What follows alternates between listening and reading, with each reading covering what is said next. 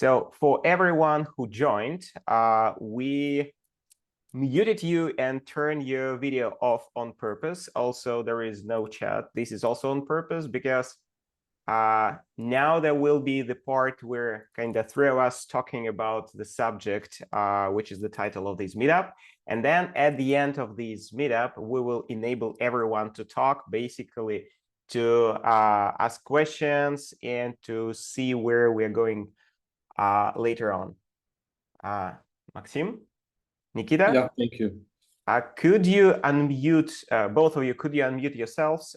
So I will block the unmute themselves option and keep it till the end of the meetup. Yeah, again, Okay, another done. limitation of Zoom. Done. Okay, officially, welcome everyone to a series of meetup / podcasts where three of us are going to talk about a lot of different things. Now the first series is about kind of facilitation, but at the same time, kind of not just about facilitation. I think all of you read what was written on the description of the meetup page. And today we are going to talk about why the hell to gather together 30, 40, 50, 100, 200 people in a room for several days. And then we are going to talk about what are the tips and tricks and potential traps on this journey. And we are going to use an interesting structure. So mainly in terms of a knowledge experience or like tips and tricks, we'll answer Maxim and me. And Nikita, our third participant, is going to play this kind of tough role of a manager who is asking the question, why the hell to do all this shit? And he really is. I'm not playing. I'm not playing. He really is. I'm not acting. He's that person. But I think, first of all, it's not a bad idea to introduce ourselves. Who would like to go first? Yeah, I can do this. Yeah, hi. Nikita Filipov, co-founder, CEO / CPO, whatever, at a company called Anamani. Previously, Agile software consulting. Coach? Is it coach? Mentor? Probably mentor more than coach. Yeah, that's me. Maxim? Yeah, but my name is Max, and I'm acting as an organizational development coach. I help organizations to build better products and great relationship structures. And I acted for many years as an Agile coach, but eventually I've realized that the topic is much wider than the Agile coach in itself. Okay, thank you. From my side, Anton Zotin, since 2010, doing consulting, coaching, facilitation, education, public speaking, mainly in a sphere of a umbrella term Agile, but as Maxim mentioned, it goes beyond this thing. For the past 10 years, have been living and working mainly in Berlin. So my main clients are Berlin startups or companies who still call themselves startups while having hundreds of engineers on board. And as I like to say, I'm trying to help companies to struggle less while they trying to deliver complex products that potentially make their customers happy. And well, with this introduction, I think we can go to the first part of this podcast / meetup is why the hell to gather so many people. And by many people, we mean 10, 20, 30, 50, 100, 200, well, I've seen even events with 400 people in the room. So why the hell to gather so many of them? What's the value behind? Maxim, would you like to start?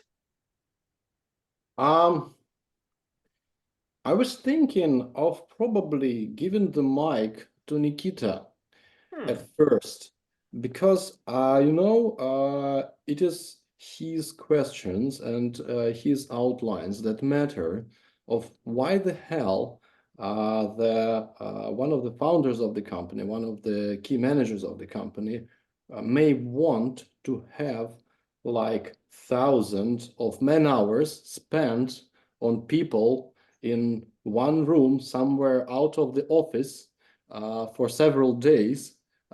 So why this could be important, and what are the dangers that Nikita sees in such things? Yeah, makes sense. Yeah.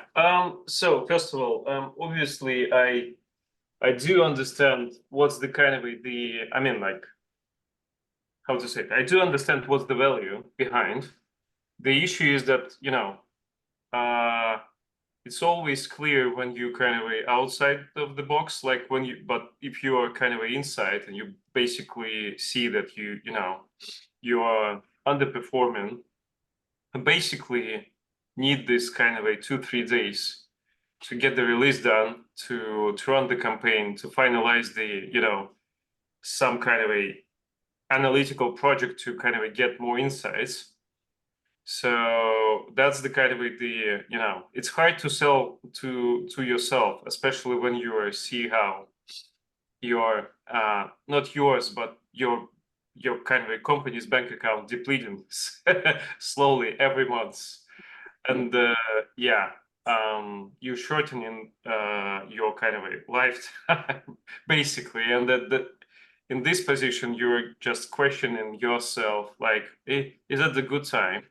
And the thing is that like maybe there is a kind of a once a year a time when you feel it's the right time, but everybody is quite exhausted to do this, because that's the kind of a two things should be like like in place before you start, whatever you call it, like the strategic session, or like, I don't know, whatever you call it. You have to be ready. Everybody have to be ready, and that's the kind of a right time. And the right time, it's something between like the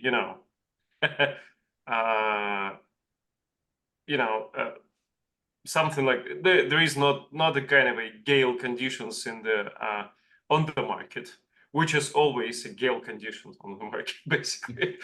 And then you start, that's kind of that's where my question comes. Then you start rationalize this, like, you're okay, is it, you say we need to gather together, like with I don't know, let's say with a product team, which I have, like including engineers, designers. It's about like, and probably I need the kind of a customer support, at least leaders from customer support, because they kind of cover they facing the customer slightly more often and than engineers, let's say. So basically I have together kind of about 80 head count. Yeah, that's what I wanted to ask you, like how many people actually you would have together. So like I can afford myself, like I've done it a few times with the kind of the so-called leadership group, like about 20 people. Mm-hmm. They not everybody kind of a C-level, but you just you identify people who you value, and you see that they have a change management influence, let's say that way. So you can spend some time with them, but after that you're thinking like, we've done it before once, like we've gathered the team when it was kind of like maybe 50 people or so. But that wasn't kind of a really true gathering, because half of the team was kind of a, supporting the product, but kind of a on the picnic, basically sitting with the laptops, which I mean, like, unfair at the same time. So the kind of the logistics become the issue as well. So you prefer not together with the kind of the full team in that sense, because so basically, yeah. So I cannot understand how kind of together the team of 20 like people who can then be energized and replicate the kind of the vibe. Moreover, I think, and that's the kind of the question, like from the kind of a book theory perspective, I understand that as deeper involvement as good it could be for the company. But what I observed, like building the company basically from scratch, like from zero to 160, I think now. So you just see that there are kind of a different people. Some of them are interested, some of them don't. So you just kind of a and moreover, it's kind of the waste of their time, and you see this. So yeah. Anyways, so 20 people, who cares? That's the kind of the question, that how to identify people who cares. Like gathering people like with a size of 60, it's probably a good entertainment, but I don't understand how kind of can be productive. That's pretty it. So Nikita, just to summarize what you just shared and to see that I'm getting you right, you as a founder of a company, you're thinking about, okay, this is the price to take 80 people, to teleport them from all over the world into one location. That's already a hell of a price.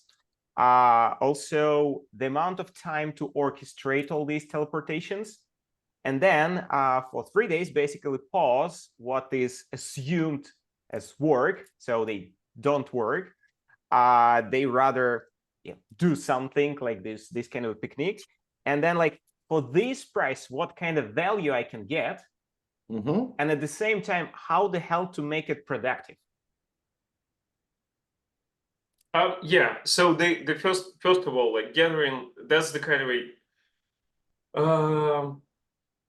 So I know that the kind of like when you take in like large corps, they have especially if they bought some fancy consultants who like them to entertain on the kind of annual basis. Like every year, like in October, we get the gathering or a picnic or whatever. So the first question is why? Because like my demand is like when I understand that the kind of I'm logically understand that it's kind of a more value to stop everything and gather, because that's the kind of the more valuable thing. Because your lack of ideas, your lack of, I don't know, it's hard to kind of to do this, shuttle management or shuttle diplomacy when you do the some exercises on the changing structure, and you see that you can afford it, like, and you have an energy to to do it yourself or with your kind of a small leadership group. But sometimes you kind of think, okay, it's better to get everybody together saying like we're changing everything, or we kind of dump on ideas we need to kind of to twist, then it's kind of have a value. The question for me how to kind of to define the, like, is it the time? Because if you are in the kind of more or less growing business with not kind of a dumb people, backlogs are always full. So basically, and technically, that means that it's, there is no lack of ideas. Okay, Max, would you Yeah, like to so jump in? yeah, so while listening to Nikita, to what was Nikita talking about, I thought that firstly, we need to put not the answer to the question, why should we get such amount of people in the room, but why this really can be dangerous. And yes, the Wu-Tang and Shaolin can be dangerous. Like they think, yeah. So first of all, when you decide to make such a thing, you really need to make a huge commitment. And this commitment should be not only for the session itself, but for before the session and for after the session. So because I have seen this many times when we gather like 60 or 70 people and only 20 of them are working, just like in Nikita's example. So why should we gather such amount of people then if we cannot engage them? Yeah. So this is the one danger. So the another danger is that I see many often that such events do not include and do not base themselves on something that happened before the event. So there are fancy facilitators that drive very funny, very engaging activities, but they do not have the basement on the current state of the company, and this will fail. And the third danger is not having an after party. Because once again, I have seen several times that, for example, we do the perfect job on the meeting. We outline the great product strategy, and after the session happens literally nothing. So we do not update the roles, we do not update the organizational structure, we do not empower people and empower the teams. And of course, if you find yourself in such a situation when you do not understand and are not going to do something after such a session, do not do this. So these are the main dangers. And returning to the initial Anton's question, why? Why should we? So when I was thinking about this, I identified 4 main reasons for doing that. And they are truly interconnected and intersected with each other, but each of them has its own value. And I think I will go with the first one, and after that, pass the mic to Anton so we can have a kind of dialogue.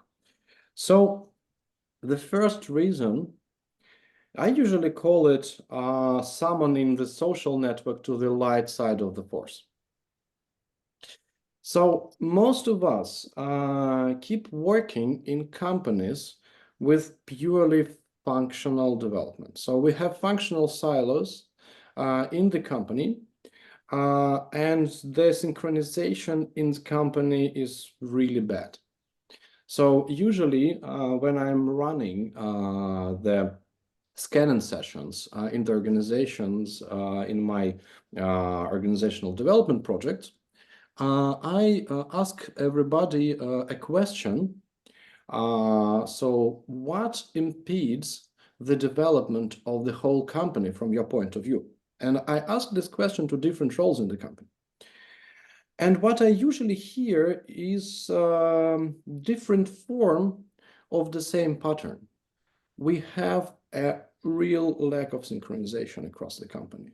Cross-functional, cross-divisional, cross-team and stuff like that. And if you think about it, when you look at each company, especially a large company, which is heavy processed and being functionally divided, you always can find so-called effective people in this company. And what do these people do? So they have a great established social network of people they work with to be that productive, to be that effective. And they usually break the processes of the company to make their work to proceed. So they are acting great, but the processes are broken and not working in the company. And when you, as a company leader or a company management board, give the company opportunity to build the social network itself, it will always serve the goals of individuals. Because there will be people who want to be effective, who want to get their bonuses, who want to fulfill their KPIs, and they will drive their progress individually. So what can you do on such sessions? You can re-establish the social network to serve the goals of the company.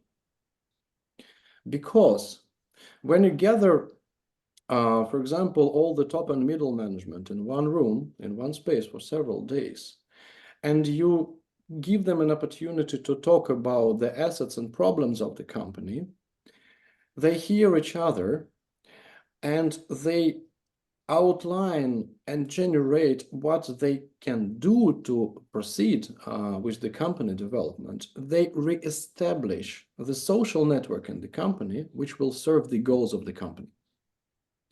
And this is the first reason why I see such sessions crucial for the company development. Because once again, if the social network in your company builds itself, it will always serve the purpose of individuals, not the purpose of the company. So this is what you can do on these sessions. And this is my first reason of why these sessions may be of huge significance for a company development. Anton. Yeah, from my side, I actually would like to build on top of your idea of this social network. So what I'm observing now with a lot of my clients, well, first of all, let's be honest. Now we live in an era of either hybrid or remote work. And for me, actually, there is no much difference between hybrid and remote work, because I think I haven't seen yet a company that calling itself hybrid and having a strong policy how we are going to be present in the office and how we're going to be remote. So actually, the vast majority of so-called hybrid companies at the end are also remote. So what we get as a consequences of this decision, this social network is scattered and falling into parts. So before the COVID, the majority of us used to go to offices. And even an organization from the structure part is kind of fucked up, the social network was presented there and people were naturally supporting and reinforcing this social network and improving the way how it works. Just through, I'm going to a kitchen for a cup of coffee and just seeing the person and chit-chatting, or hitting. Don't build remote companies. Because the gathering, you should be the guy who will kind of approve this budget to gather people. Definitely. One is fucking New York, another one in kind of Barcelona, 3 from Georgia, one is Thailand. Oh my God, you got to gather these people in one place for a day, gonna cost you a fortune. Don't build these companies. And put on another level. And what we get now, now we basically have this social network to have an opportunity for resynchronization only on a very ineffective Zoom calls. So basically, they're just, tiny pinpoints where few could talk a little bit, very often in a very ineffective way. Let's be honest, how often do we grab a smartphone during these calls? I'm now on it. Yeah. Are you playing something? Meaning this social network, just because we go for remote setup, is broken. So for me, the biggest why for such kind of a gatherings is actually to let these network to start recovering. Because when it's so broken, we have a very interesting effect, which I called a strong subjective perception of reality. So let's say we have this company of 80 employees. So when they're remote, each of them has a strong subjective perspective and perception of reality, what's happening in the company. And it could be so crazy that actually when you gather people with each other, they start to have strong fights because guess what? One group saying we go north, another group is saying we go south. And both believe they have been doing this for the last year. So for me, this is one of the biggest values of these kind of big offline events, to actually resynchronize our perspectives of reality, to see where we started to move different sides, and to help to recover the understanding. For me, actually, there is no much difference in when remote people gathering with each other and people having romantic relationships in a remote setup. We all know which basically doesn't work. Exactly. Well, it works with a lot of buts. Yeah, so, as an open relationship, so you can work for somebody else as well. So we know that in a romantic relationship, in a remote setup, we need to invest a lot. We need to really talk a lot, and we typically talk more than if we would talk like living with each other. All these different types of a communication, like morning photo with a coffee, midnight photo from a bed, some funny jokes whatsoever, and waiting for the next offline event for 2 of us or 3 of us or how many of us to happen. So this is the same for companies, but somehow companies very often lose the common sense that we understand outside of organizations. So for me, this is the biggest why. And of course, this biggest why goes with the trap of to gather everyone and not to get this resynchronization, because huge group of people can't communicate with each other, interact with each other effectively without external support. I would like to reinforce that. And this is the second reason of which I was thinking. And this is purely what you are talking about, Anton. So it is there is a very important phenomena that we face on such sessions, and it's called multi-truth. And imagine that we have many people in the room, they are working in the company, they have their experience working in the company, and they have their own view and understanding of what should be done and what should be stopped for company to develop. And it is only on these kind of sessions we can face this kind of multi-truths. And actually, this is a good thing, because we have the development because people have different opinions. And when they talk each other, they come to something that can move us forward. But usually, when we're not in the same place, everybody is following his or her own truth, but this happens implicitly to the company. So we do not know these different kind of forces that are tearing the company apart until we gather everybody in the room, shout out this, and face it, and try to respect it and try to address it so people won't fight because one of them is going south and one of them is going west. And this leads to very important reason of why you can benefit from such sessions.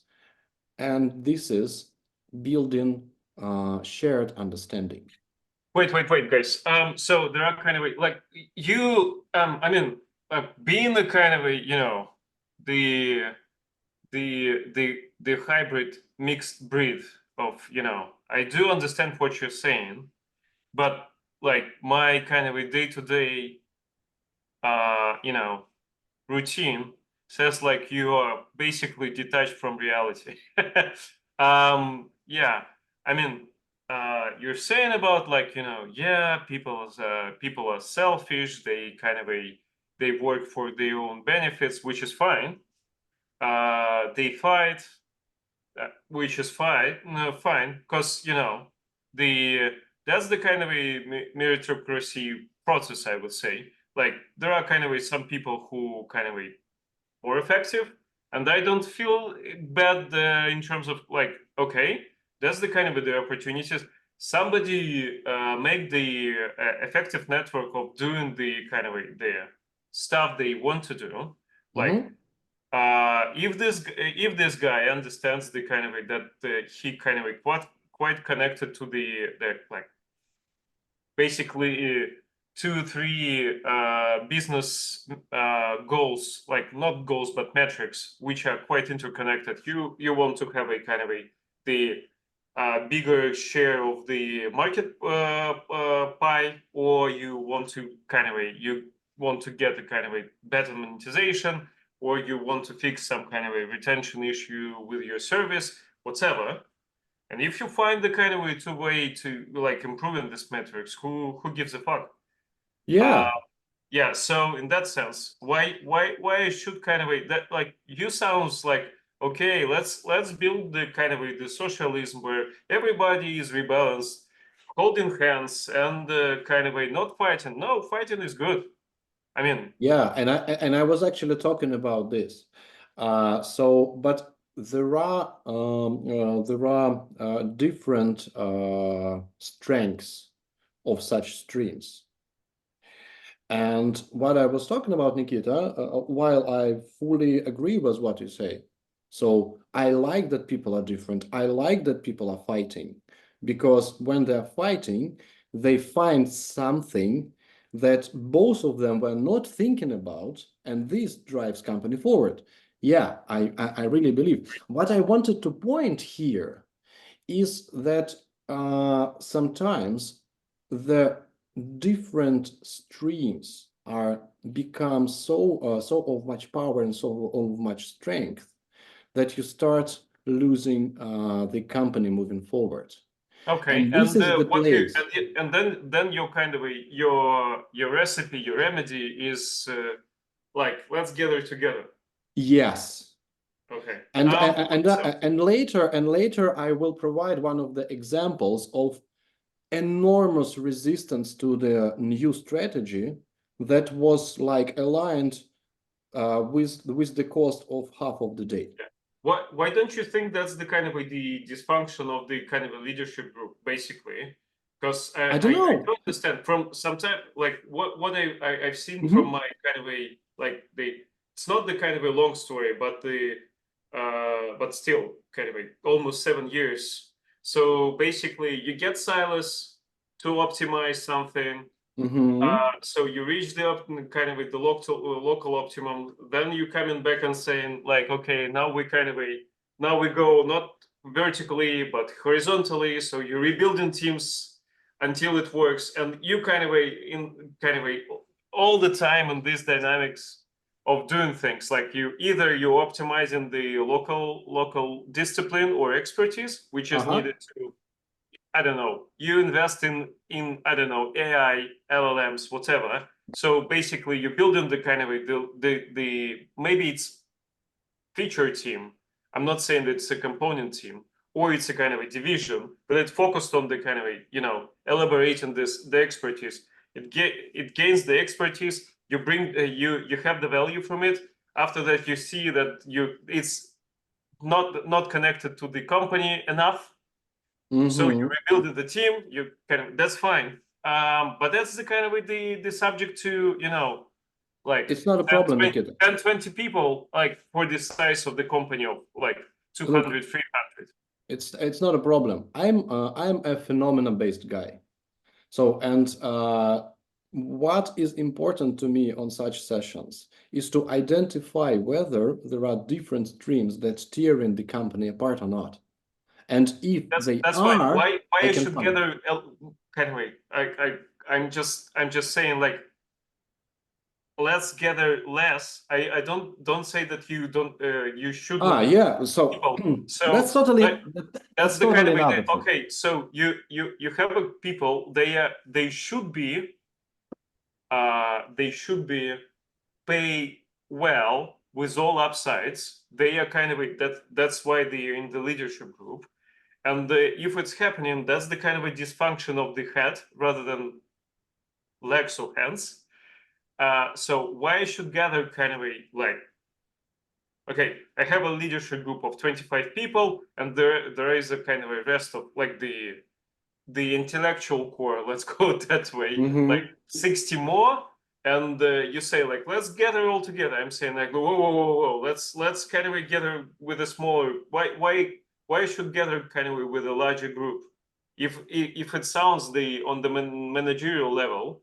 I was not talking about Okay. gathering 60 people instead of 25 for doing this. I was just talking about what value can you get.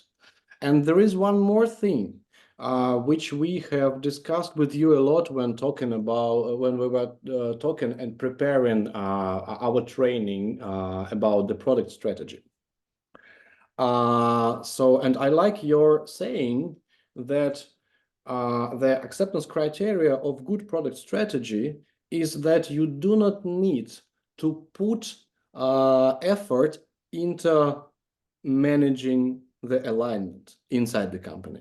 So this is what you get from this kind of sessions. Discovering multi-truths, discovering different streams which may be tearing the company apart, meshing them together, respecting this multi-truths, and removing this kind of the alignment need further. And the last thing I would also to mention here, it may be tricky, but it is a very important reason that I personally, as an organizational development consultant, see is that you need such sessions to kick off the real changes. And I have 3 points here why I'm thinking so. So usually we tend to think that change is easy. So that we gather together, discover the multi-truths, ideate the plan, and after that, let's go and implement this plan. But most of you, I think, have seen many examples when this simply do not work.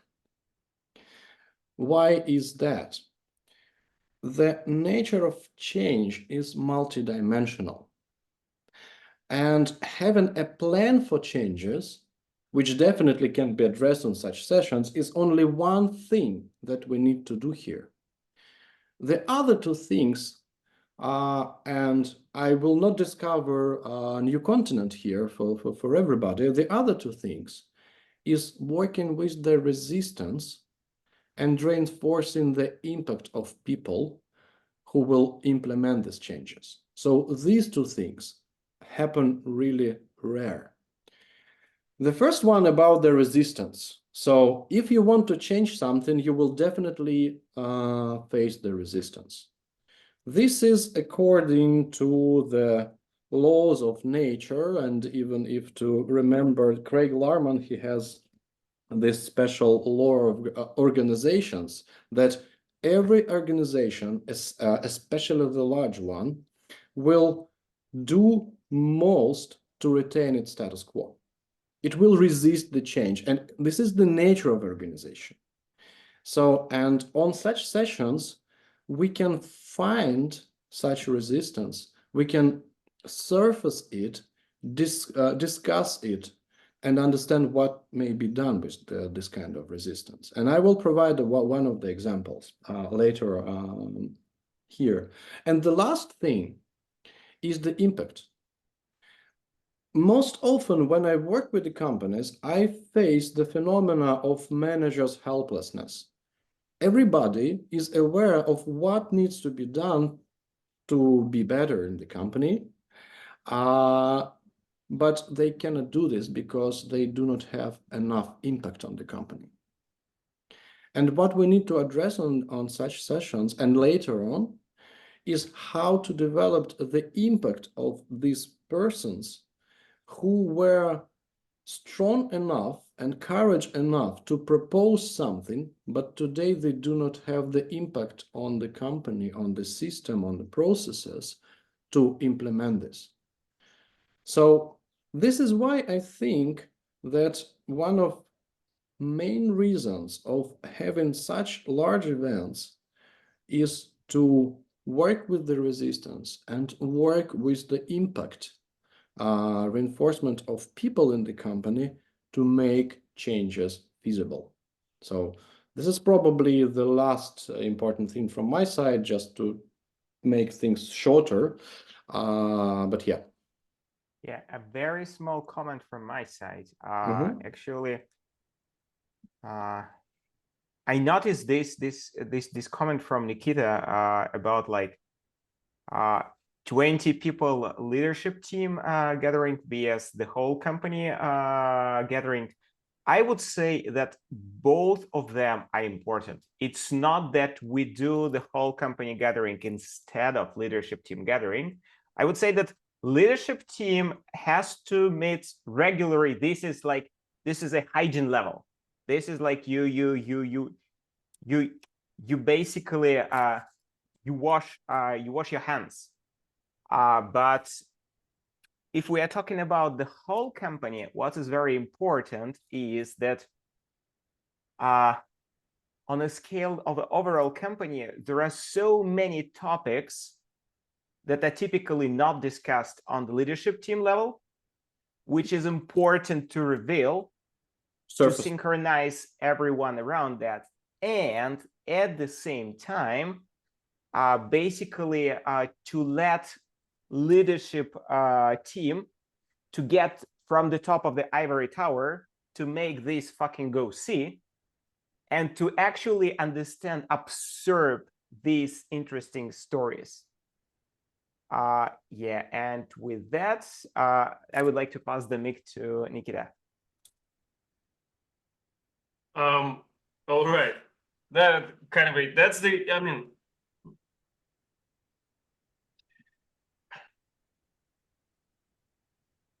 it's quite vague for me. I mean, that's your kind of, your points are quite vague for me.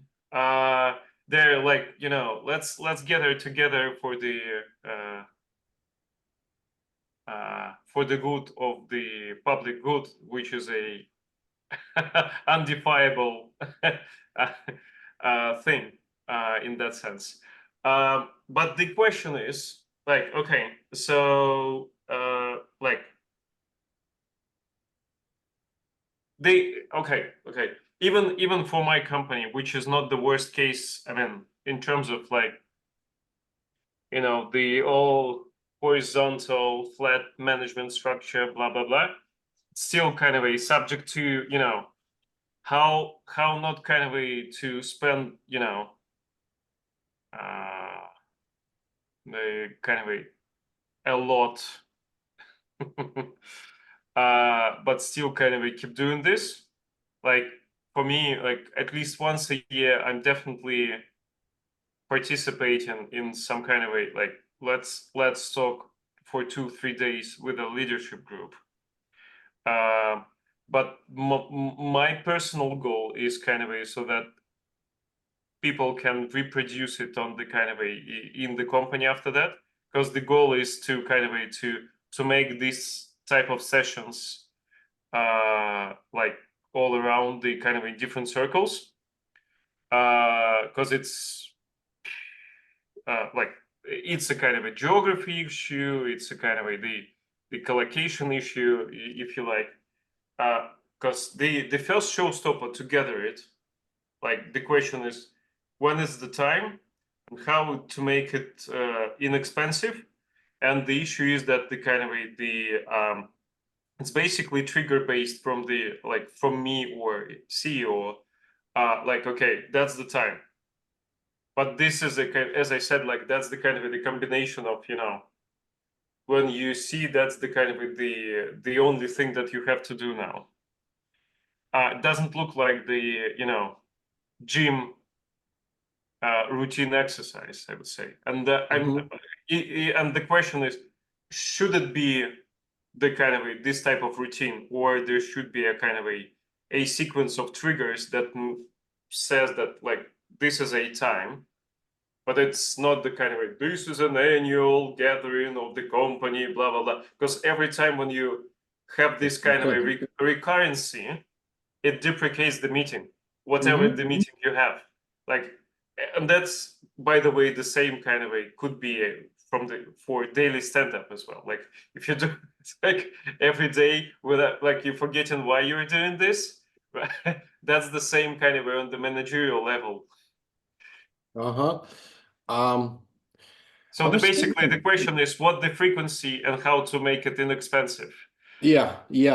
And by the way, I was thinking while you were talking, and I remember this one rule I follow all the time when designing such meetings. If you can make it with the less amount of people, make it. This is about, Nikita, what you were talking about. So sure, because every meeting has a goal, especially a large one.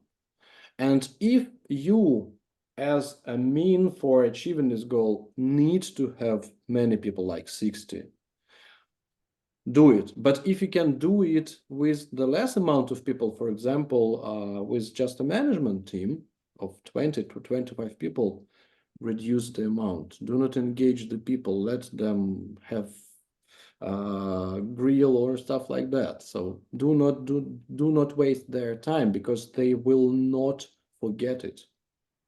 They will not forget the message you sent to them. So you are here, but you decide nothing. So yeah. Okay. That's the kind of the and that's the issue. So the question is how, and the question is how to do this kind of effectively, and like to be precise for me, like okay, then if we are cherry picking because we want to, you know, to get the group which is A, happy to share thoughts, B, can influence the company, C, after that kind of be practical in terms of like, you know, executing all the things that you, because like there is a situation when you kind of I heard this kind of a story, like we like almost 2 years ago we kind of agreed to, you know, let's improve organic growth, let's improve SEO, let's improve any other so nothing happened for a year. And after that you like, I just go and kick some asses or do it myself to kind of bring the leadership, and that kind of deprecates people and you know all of this stuff. So how they will not forgive it. So guys, let me take the leadership and move this podcast to the next section about the real examples, and with the example I have here, I think I will continue what Nikita was talking about, and why we may need more people sometimes than less people.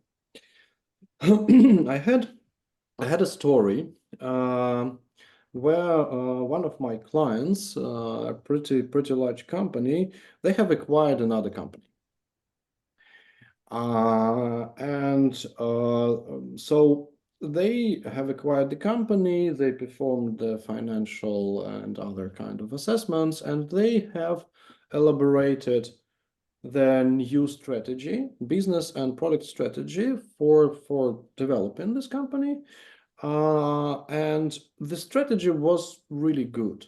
So the structure was great, the analytics was great, the numbers were very solidly elaborated. So it was a pure good strategy without that much a list of the gaps. And the clients, my clients' management was deeply surprised and even shocked that this strategy was totally refused by the company they have acquired. So they faced enormous resistance to the company, to this kind of what a great acquisition. Yeah. So really, they came to me. We had quite good established relationships. They came to me and they said, Max, we were blocked. We do not understand what to do. So we were making the strategy with the management of that company, and they were quite okay with this. But after we presented the company, the strategy for the whole company, so the level of resistance is enormous, and people are shouting that they will leave the company and stuff like that. So what can we do with that? And I've asked, so to what level of the company the resistance went, and they said that surprisingly it covered all the company. It was not a large company. It was like about 250 people, 250. I mean,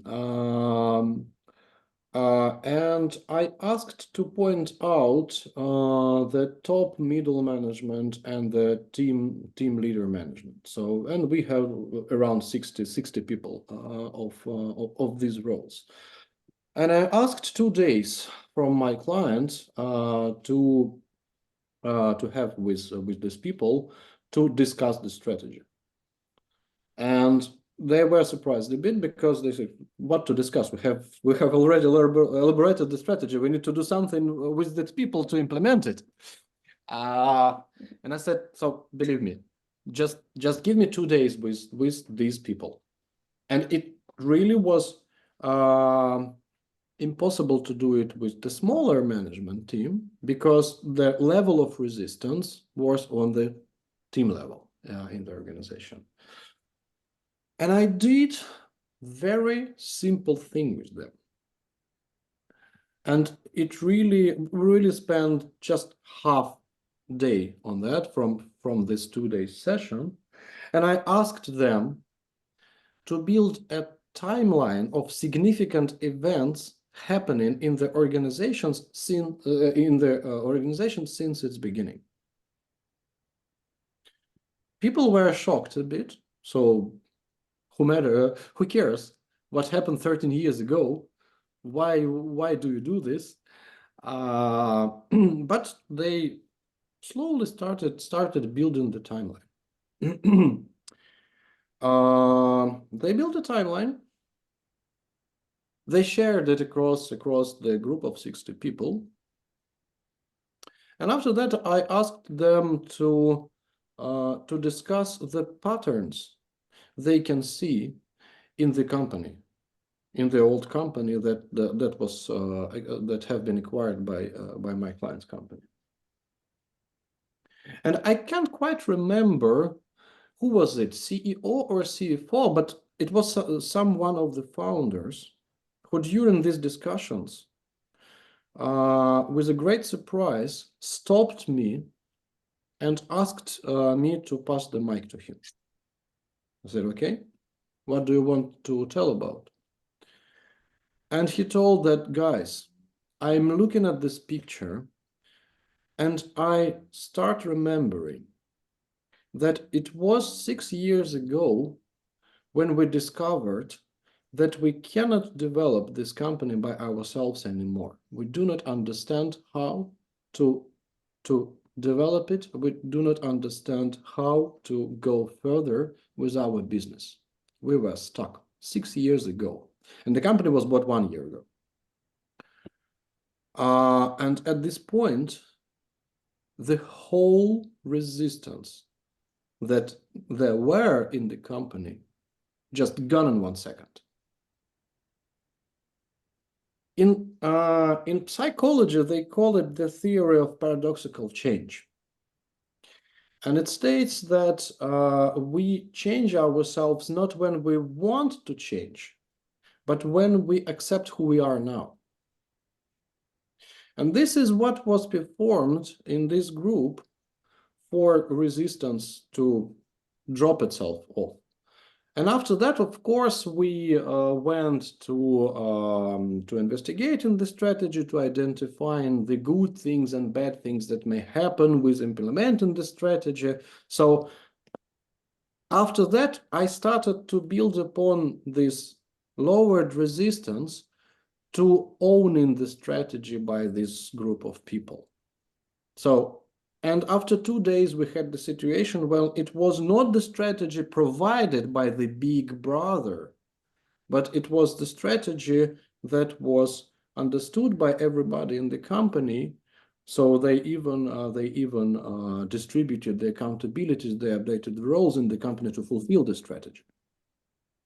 But this is why sometimes we need to get this amount of people in the room to face the resistance that is tearing the company apart, to align it and move further. So this is why sometimes you need to do this. Yeah, Max, thanks for the example. I'm also thinking about a particular case that I would like to share with you. That involves an interesting thing. You kind of covered it, but I maybe would like to emphasize this, is the importance of a preparation phase for such kind of events. That's my kind of way, like my demand from this chat, like, okay, good, you're selling outcomes and miracle stories, like from the from the biblical narrative, like, and the water disappeared and he went through and it's everything changed. What the fuck, guys? Like, what the practical things, like there is a kind of a there is a preparation to kind of a face the problem, because every, like, to organize it, you basically have to sell it to the top tier kind of a management team, so they have their own dysfunctions, let's call it that way. So there are a lot of kind of obstacles to organize it. You can organize it the small, even on the kind of your middle manager in a good way of, and I'm using this term just kind of a functionally, middle manager. You probably can organize the squad or whatever, like 20, 30 people of your software engineers and discuss it, but still, that's the kind of the quirk that should be opened to release the pressure. So okay. how okay, to start? okay. So yeah, it looks like what I'm going to say is pretty relevant, as Nikita goes so energetic. So I would start with the no-go. So the biggest no-go for me is to gather without a facilitator. Just truly to believe that there is a possibility that that would magically happen. A little bit lower no-go, but still pretty significant, is to ask a facilitator to join and to help, but basically to just fly to the event and to believe that throughout these events, some magical facilitation skills will make it happen. So the most important thing is, I would call it actually to run some kind of an uninformal, unofficial organizational audit. Basically, there should be a person or group of people who will dedicate enough amount of time to understand what's going to happen on this event, what needs to happen on this event, and what is the context of a current organization. So based on that, to create agenda, exercises to understand who are the relevant people to invite and who are irrelevant people whom not to invite, and to synchronize these plans with people from the company. Well, that's crucial. That's crucial because usually I spend 15 to 20 hours just talking with the people in the company before I even start preparing the agenda and activities. Yeah. And I would like to give you an example how this could dramatically change the shape of your session. So we already talked today about strategy. And typically, what you see in companies is that strategy is done by, let's call it leadership team, extended leadership team. So you typically do not expect a huge crowd of people to think about strategy. But guess what? Not so far ago, a client contacted me and asked me to run a strategic session for 60 people. So my first question was, what the fuck? Like, why you want to bring into one location 60 people? And just for you to know, these 60 people were actually the whole product group. That like everyone who is building the product, it's these 60 people. And then I started to dig the context, basically to understanding why they're asking for that. And what I figure out that the part of their organizational culture is, and not on paper, in reality, to heavily empower their employees.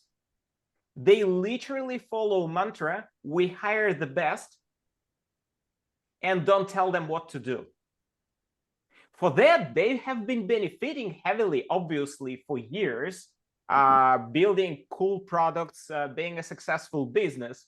But when it came to the point that we need to redefine our strategy, they figure out that it's not possible if just the leadership team will define it. Because nobody will buy it. Exactly. So they have been developing this kind of organizational culture for so long that if the facilitated session will not be designed based on this context, it would be a failure. And when I gathered this context and when I revalidated it through these conversations with not only the leadership team, but with the regular employees, and the regular employees were actually confirming it with a lot of examples, is that this is the case. Then I said, yeah, we definitely need to gather all these 60 people because for your unique situation, this is the only way how to come up with a strategy. So basically, Nikita, shortly to answer your question, it has to be a clear, dedicated preparation phase for any kind of such an event, where basically you and some other leadership positions will act as stakeholders, and the person who does the preparation, gathering your expectations, but also gathering the context and maybe telling you what you originally planned to do on this session doesn't make sense. And instead, this, and that could be done. And then we're together basically creating this event. Yeah, and usually this takes more time than session itself. And yes. In my story, in my example, there was actually no biblical kind of water surfacing it out. Yeah. And this happened just because I have surfaced the real problem and the real goal to be addressed on this session. So they wanted me to fill the roles for the strategy, but they didn't know what to do with the resistance.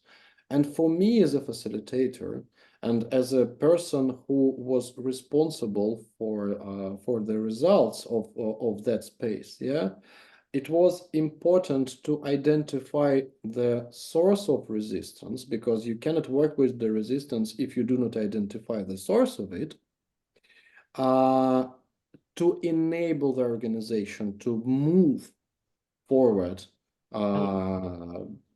making the strategy, filling in the roles and accountabilities and stuff like that. So if I, for example, was not Okay, I think we lost. so-called standard facilitation plan of the strategic session, I will fail.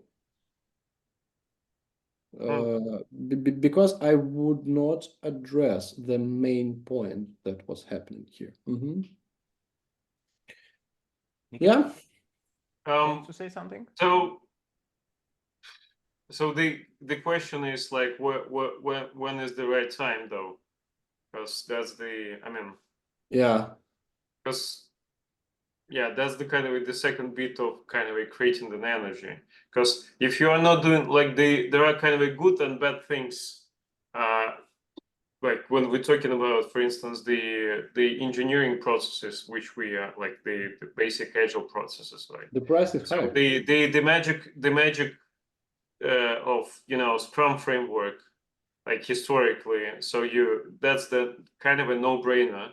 It's uncomfortable, but it's no-brainer. So you have a kind of the repetitive cycle of continuous improvement, and it's given when you come into the kind of to the necessary level of maturity. So you kind of move into this level of conscious ad hoc sessions, which is a like term, like the Kanban term speaking, like that's the kind of a continuous improvement and the kind of a ad hoc events, and you're designing it because you are understand the triggers.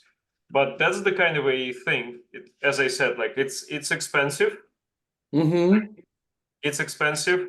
It's very kind of a high level. I mean, like there is a kind of some work that's the groundwork, day by day work, and the operational level is, it's always wins in terms of the focus. So kind of to frame the question, so it should be like the trigger driven event, but because you don't want to kind of to run it as an annual meeting, because we said like the annual something annual or recurring on this level, it deprecates the value. That's what the kind of the approach to kind of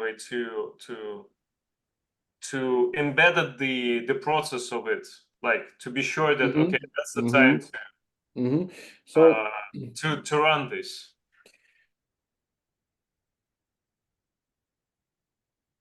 My answer will be about the goals. So this strictly depends on the goals of the system that it has. So usually I have strategic sessions required like once a year to build or update the strategy or something like that. And in some companies, I have seen a very interesting trend, which I liked a lot, when they had sessions on a quarterly basis. Sometimes bigger, sometimes smaller, But this is one of the things I want also to comment about the expensiveness of such things. Because in one company, my client was not happy with the process of gathering quarterly results. They had and making the quarter planning.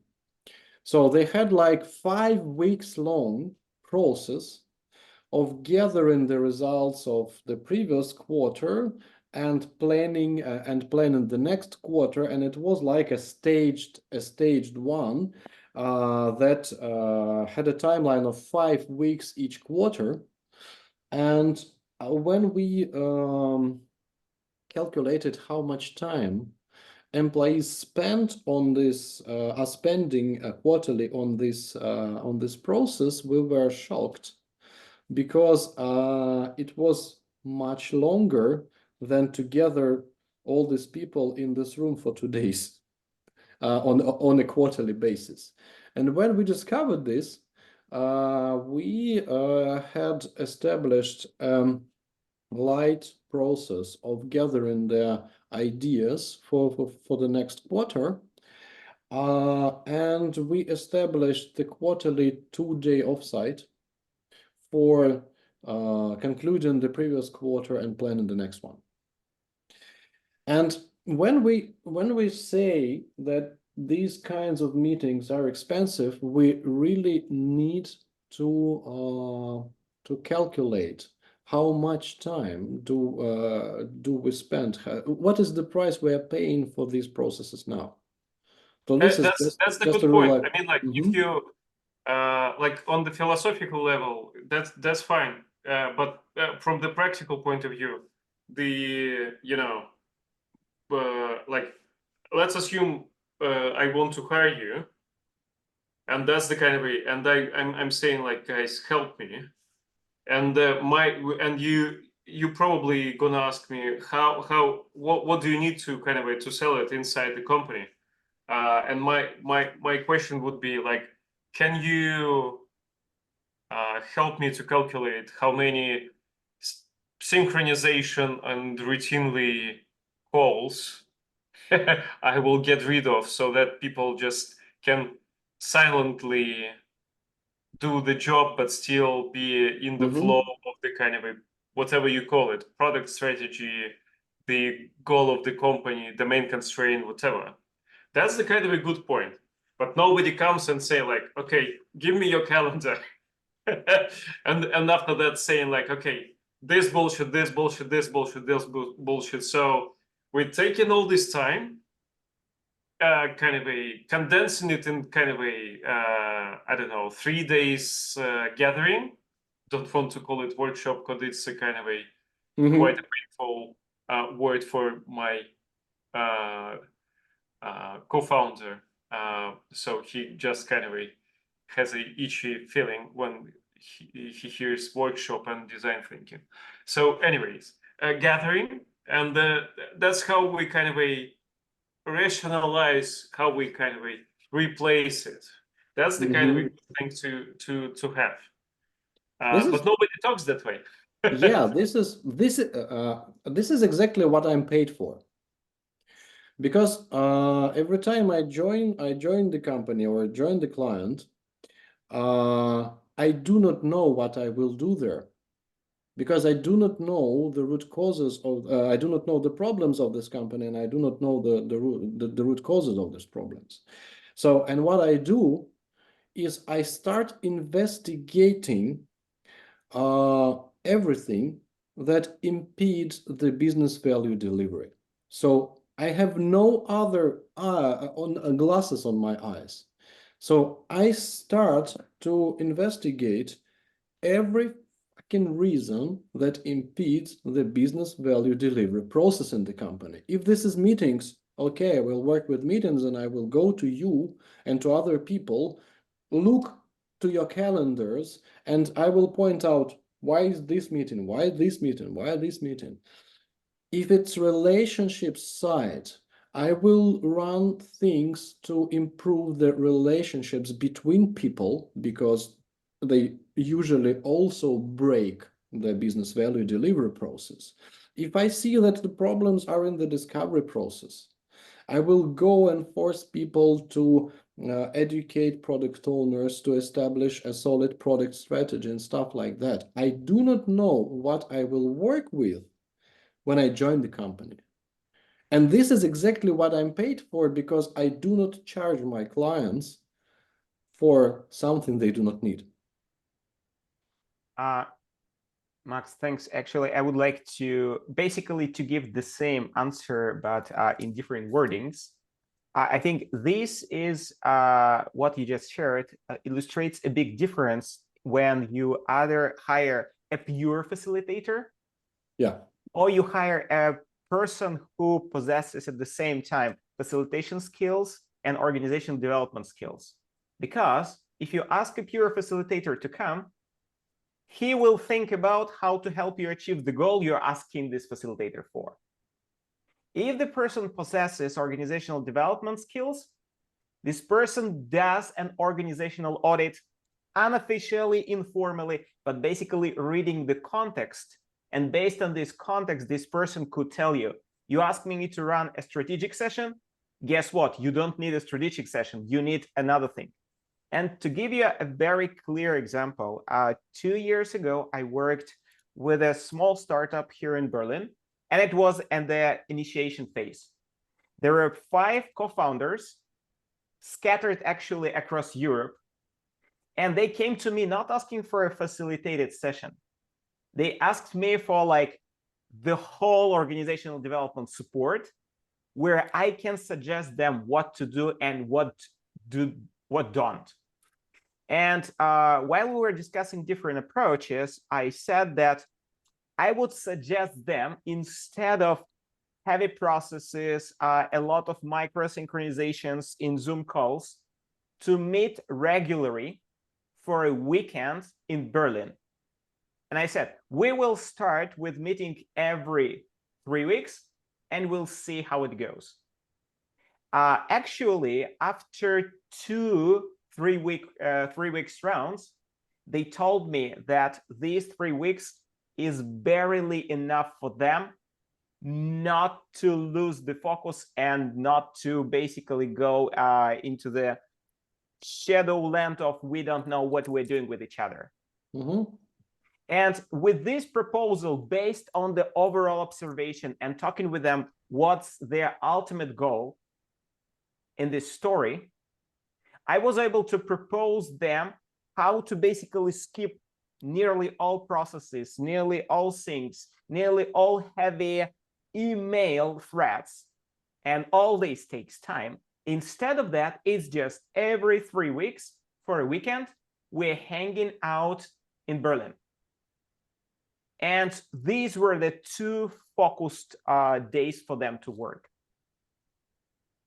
So also answering Nikita's question, I would like to emphasize that another approach that I suggest regularly to my clients is to have some kind of an internal indicator that would alarm us when a certain gathering is needed. I typically propose something like run regularly, let's say bi-weekly or once a month, a questionnaire or a simple poll for everyone in the company. On a scale from 1 to 5, how clearly do you understand what the hell is happening in our company and around?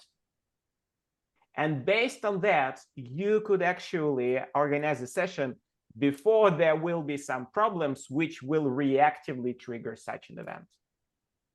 Which will have consequences earlier. Okay, I see that we have 7 minutes left, and also Nikita, as I think all the participants understood, is pretty busy person. So, and he will have to run strictly 11:30 Berlin time. Before I will give everyone a possibility to ask questions, I'm talking about participants, I actually would like to use an opportunity that Nikita is still here and to tell him happy birthday. Should we sing it? Yeah, Happy birthday, bro. Yeah, Happy birthday, bro. I wish you all the best. And it's so wonderful to know you and to collaborate with you. And as you all can see, this is a wonderful example of when you're a co-founder on your happy birthday, you're doing a podcast and then you run to other sessions. Yeah, I still have a few things to do, but I'll do the half day wolf anyways. Yeah, it's a pleasure, guys. Spending it with you as well. Okay. Yeah. With Let's release the Kraken if there are any questions. So with remaining 6 minutes, now I enabled everyone to unmute themselves and to start video. So if any of the present participants would like to throw any questions around everything that was discussed, the stage is yours. Or if you want to know something on the future sessions, so the topics you are interested in, so highly welcome to. Hello, everyone. I have a question left. You actually, like I was making notes while listening, and also then I would just eliminate those that you answered. Congratulations, you answered a lot. Thanks for this information. You? But there are two things I wanted to mention and maybe ask. First, okay, the golden rule is sometimes we don't need too many, but we also don't need too few people on the meeting. But then we didn't touch a situation where there are like hundreds as it was promised on the meeting. Can you provide an example when we really need 100 of people during the session? And in this case, would it be a public speech or a facilitation? Like you are just trying to, is it possible to have 100 people meeting, which goal is not just to enable some idea adoption, but also to like Yeah, definitely. I can quickly provide an example. In one companies I worked in, we had a new product started, and we had like 250 people working on this product. And after the first year of this product in live, the managers of this product asked me to make a retrospective, which will include everybody, because they wanted to provide some appraisals to everybody who was contributing to this product, because we were really working insanely to make it live. So we have built a financial product without any experience in the company in 5 months, and every bank was thinking that we are mad of making such a timeline. So what managers wanted us to cover there is to have everybody who was contributing to the product appraised for their contribution. They also wanted to get understanding on how this first year was going from different in the different divisions, and as far as they were quite big at the time and had many new people join, so there were many people who were not aware of what was happening during the product launch.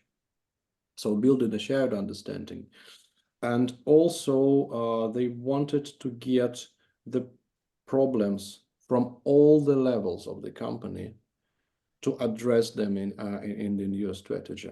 And yeah, so this is what we did, and we had around 250 people there in the room.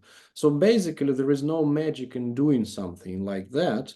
So if you can do 30 people, you can do 200, because the art of conducting such sessions and designing such sessions is that you give a task, work in small teams, and after that you gather the results together.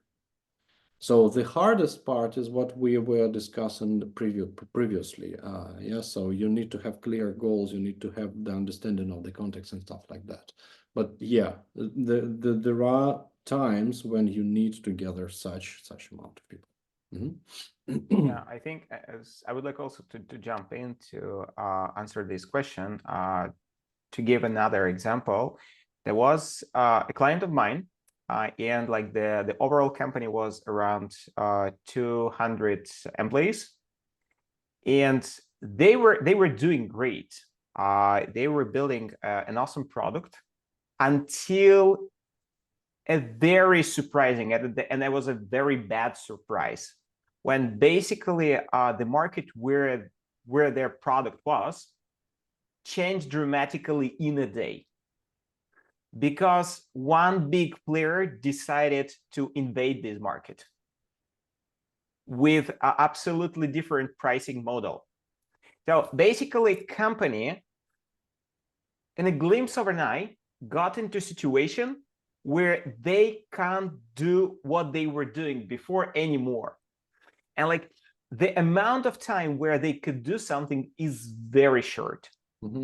And within the leadership team, there was not a single bright idea what the hell to do. So, and at the same time, the company was built around strong empowering of employees. So they would not just buy some new idea that would be passed from the leadership team.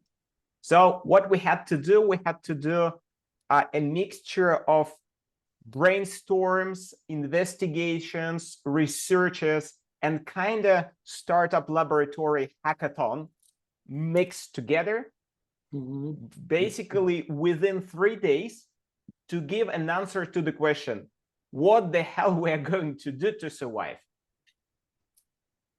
You know, some time ago, I will shortly add up to this. So some time ago, I was reading a fiction book, and there was a great quote from that. So the time is always on the manager's side, not on the rebellion side. If you need to make something really fast, this is the only way. Yeah. Yeah, true.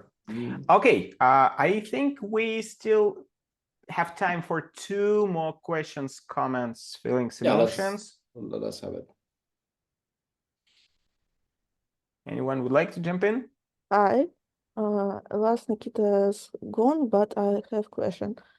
What do you think? Why offline meeting isn't in budget since remote is usual things? What about saving money in?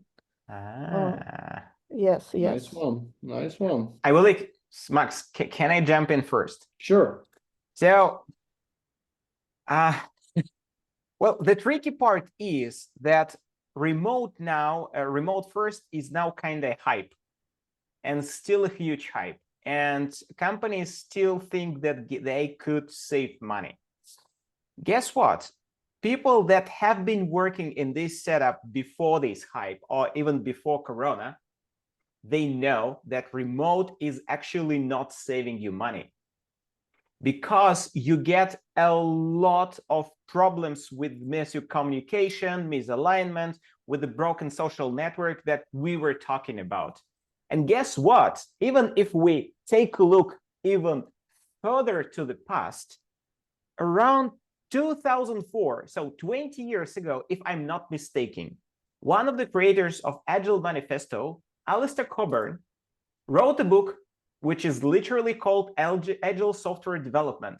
And already there, 20 years ago, he wrote that the more this communication network is broken, and by broken we mean like the ideal case, everyone sitting in one room, and like the bigger is the delta, the more you have to pay to cover the problems this delta brings. Yeah. And he was sharing like a lot of ways how to solve it, but the overall conclusion was, sorry guys, it's not cheap. Remote is more expensive than co-location. Exactly. Companies, I think modern companies which right now still hyping the remote first have to learn it the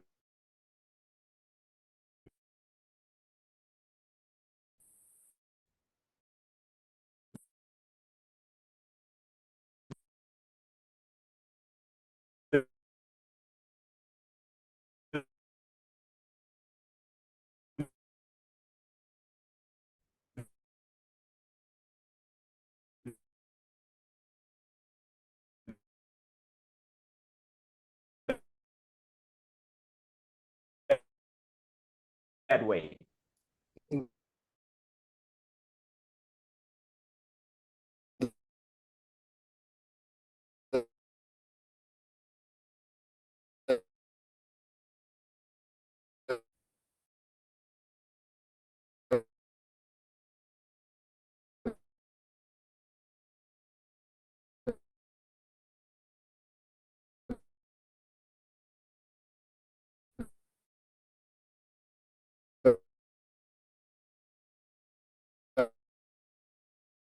By the way,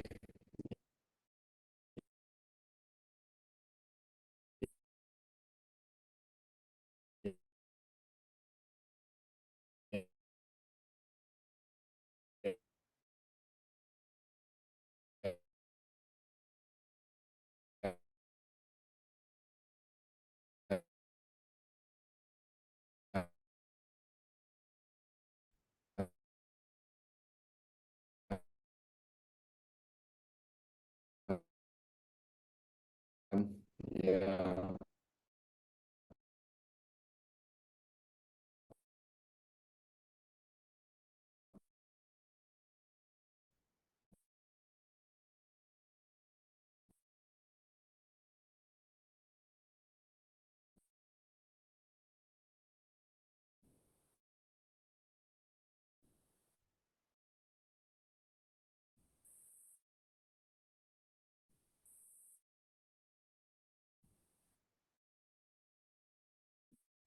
In fact,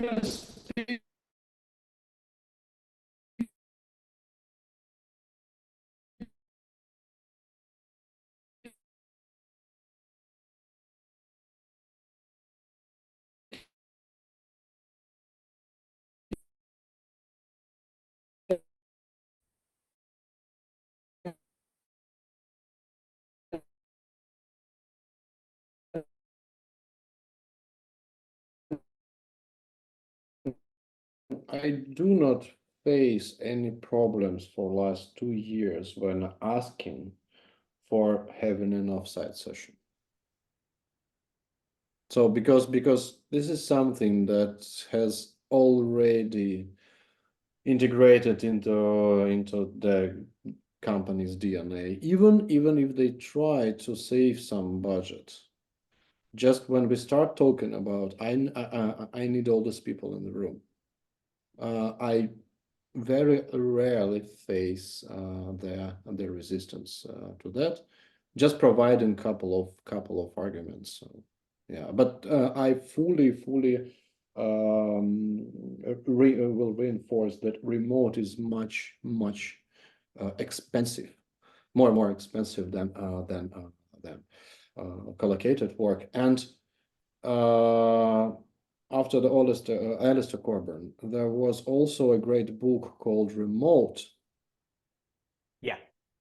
By the 37 Signals, and they covered all the techniques they discovered to make these as close effective and as close productive and as close to the collocated teams, but they never will be the same, like people sitting in one room. Okay, and I think we have room for the final question, if anyone would like to. I have one, but I'm not sure if I really formulated, like I had time to really think on it. Maybe Let's try. No, I'm just thinking about the people's selection. So let's say we have a management team or leadership team. Okay, 20 people, but then you also mentioned the situation where you would like to pick people not based on their formal position, right? But in the, let's say, informal leadership position. How not to invite formal leaders into such meetings? If you don't need to, how would you justify such a Nice choice? one, and it's pretty definitive and clear, to be honest.